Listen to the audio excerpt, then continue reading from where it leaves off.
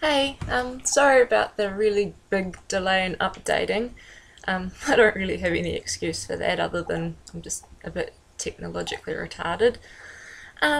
So it's been for nearly 5 months since my surgery. It happened in April. I think it's 5 months. Anyway, so not sure really what to say, so easiest to show you the outcome. It's pretty impressive. I get stopped everywhere I go. Kind of over that by now, but I'll give you a view of the bad boy, which is looks a lot like the Olympic Tower. Um, Sorry about the far awayness of it. But as you can see, it's a pretty big number, but on the upside, compared to the other one, I have two straight legs, which is fantastic, and two legs that are the same length. Not that you can see very well with the tights and the shorts and the crappy shadows and all that. So yeah, so that part has been hugely successful. Yeah, and it's not been as bad as I thought it was going to be. Like the surgery in itself was, it hurt. It wasn't any fun, especially for the first 5 days. But it wasn't as agonizing, I suppose, as I expected it to be. Yeah, I wound up in hospital for 6 weeks, not 10 days. So that was a pretty big downer, actually. I was pretty fucked off with that. Just wanted to come home and not be in hospital and eating hospital food, and, you just want home. Yeah, but they couldn't fit me on a plane with this because I couldn't move it very much in the beginning, and yeah, I was going to have to fly up and down from Wellington to Nelson every week for x-rays and just to be monitored while I was adjusting things. So I stayed in hospital. But I got home and, things are reasonably okay. Like, I can do some stuff, but I still can't stand up for very long, and I try to do as much exercise as I can because that's one of the biggest things is you've got to keep your weight down. And basically you're sitting at home on your ass going, I'm so bored. I want to eat the world. Yeah, so that's not so much fun. But yeah, things like showering and that kind of stuff is okay. It's like put handrails in the shower, handrails in the toilet, handrails to get outside, because stairs and a leg that does not bend are not good friends.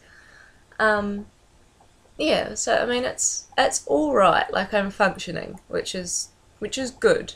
I found a really helpful Facebook page, oddly enough, and it's like Ilazaroff Taylor Spatial Frame. You just put it in there and it pops up. It's a closed group, but it's pretty much people who have had or have or are going to have these sort of frames put on. So it's good just to get some tips off them, and, someone that understands when you want to vent and go, oh, today's just fucking shit, and wah, poor me. Whereas, they understand, and everyone else is like, oh.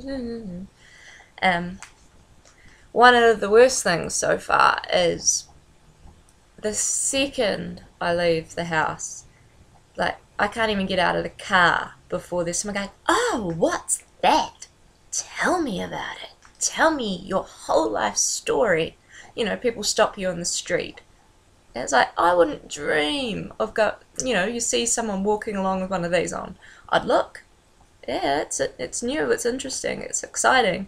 I wouldn't go up and, like, stop them and go, oh, you have to tell me what's wrong with you. It's like, fuck off. The best count so far was in the space of 10 minutes.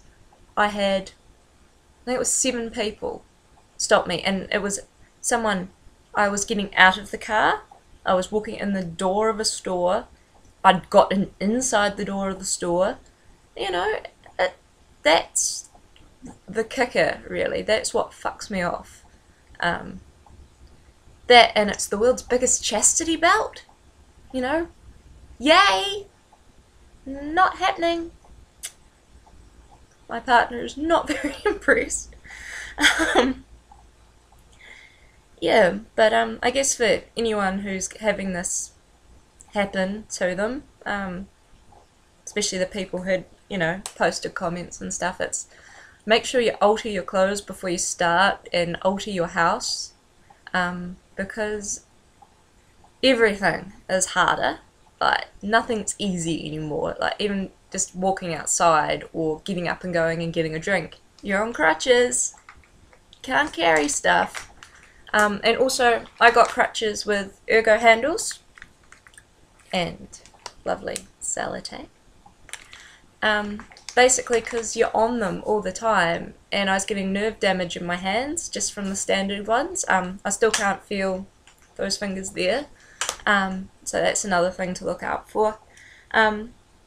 But yeah, so I'm looking at getting the top frame off in about 8 weeks, fingers crossed. Nose is running. Oh, and it's the middle of winter here, so that's awesome. Cold, can't wear pants. Hey. Yeah, so looking at getting the top frame off in about 8 weeks or so, but the bottom break through my tibia and fibula, bottom part, that's not actually mending, so that's an absolute gut wrencher.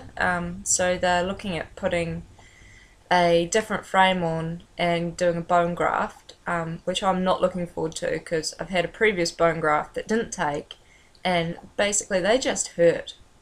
They hurt and they just poo. So that's a bit lame.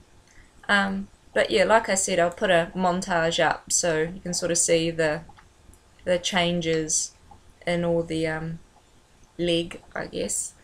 I did have one really big infection when I was in hospital, but it was because somehow the program that they put the computer in, you know, the computer program, had made them overcorrect my bone by what turned out to be not 13 degrees, and it was only 17 degrees off in the first place, but like it got straight and then it started kicking off more and more and more, and it was agony and no one was listening to me, which really sucked, and I felt so smug when we finally went for x-rays and like, oh yeah,